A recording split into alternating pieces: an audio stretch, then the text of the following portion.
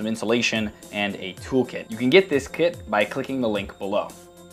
Once your kit arrives in the mail, we're going to turn off our phone, and using the provided pentalobe screwdriver, we're going to remove the 2 screws from the bottom of the phone. After that, we're going to use the suction cup that came with the kit to stick to the screen. We're going to use this as leverage, and we're going to actually pull that and use the pry tool to get underneath the screen and then slowly separate it from the base. Now when you pull this up, make sure that you pull it straight up and you also don't pull it back too far to where you'll break the cables that are holding it to the motherboard. Now this part is optional, but I'm going to show you how you can remove the screen to just make this a little easier. But if you want to give it a try without removing the screen, you can. It just means that you have to hold the screen up and make sure that it doesn't fall while doing all the other steps. So to remove the screen, we're going to remove the 5 screws that hold down this metal plate. Then we're going to unconnect all of these connectors. And once that's done, we can separate the screen. Now I always have a white piece of paper next to me when I do this, and I put the screws that I take out in the exact same order that I took them out, as you can see here. This just makes it a lot easier to put everything back together when you're done, as some of these screws are not all the same size. Next, we can remove this metal plate that holds in the battery connector down here at the bottom by undoing these 2 screws.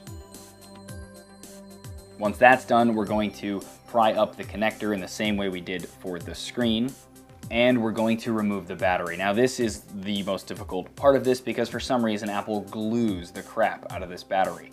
So optionally, you can take a blow dryer to the back of the device. Make sure it doesn't get too hot, obviously, because you don't want to damage the internals, but this will sort of loosen the glue a little bit.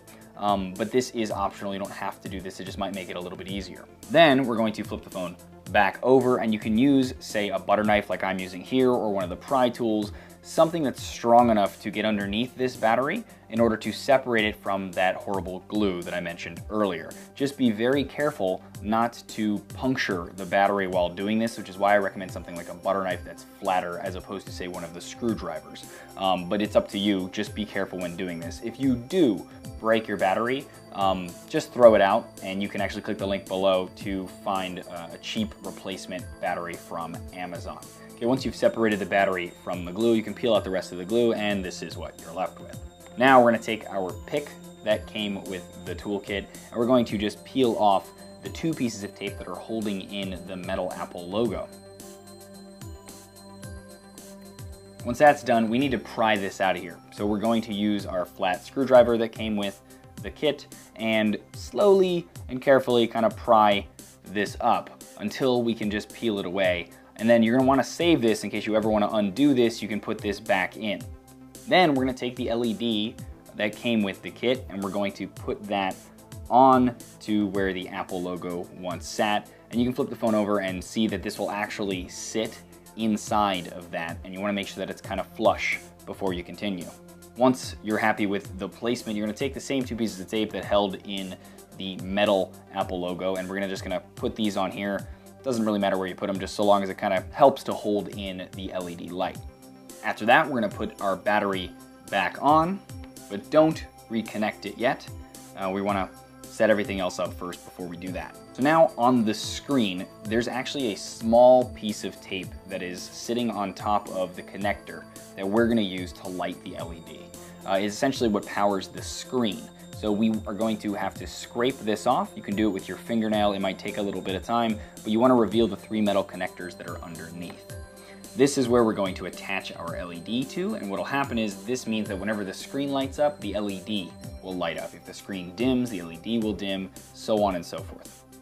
When you're done, it should look just like this. Now we can reconnect the screen by pushing down these little Lego-like connectors back onto the motherboard. Then we're going to replace the metal plate and put back in the 5 screws that were originally holding that down. Then you're going to take the tiny piece of foam that came with the kit, and you're going to make it like a T on top of the light kit's top cable. Literally just perpendicular at the very top of it. And then we're going to push that carefully onto those 3 metal connectors so that it now covers all 3 of those. Then we're going to take the other piece of sponge and stick that on the side, so that it's kind of like a piece of tape holding in the right side of that cable, so half on the cable and then half on the back of the screen. This is going to create a little bit of insulation when we now add the final piece, which is this large piece of electrical tape that we're going to stick on the back. Now, if for some reason this doesn't work when you start turning it on, chances are this is your problem.